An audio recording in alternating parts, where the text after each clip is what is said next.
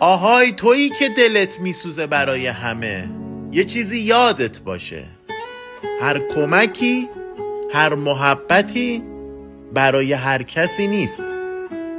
بعضیا فقط بلدن از آدم کار بکشن، نه قدر میدونن نه یه خدا خیرت بده گفتن بلدن.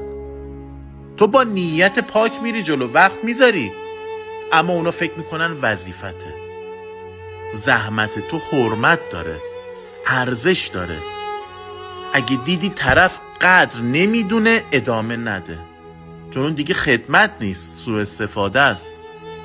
خدا گفته مهربون باش اما ساده نباش. محبت تا وقتی قشنگه که حرمتش حفظ بشه.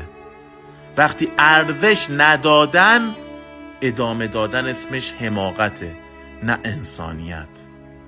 کمک کن ولی به اهلش، به اون که قدر میدونه، نه اون که طلبکار میشه. خدا خودش گفته من مزد هیچ کار نیکی رو ضایع نمی کنم.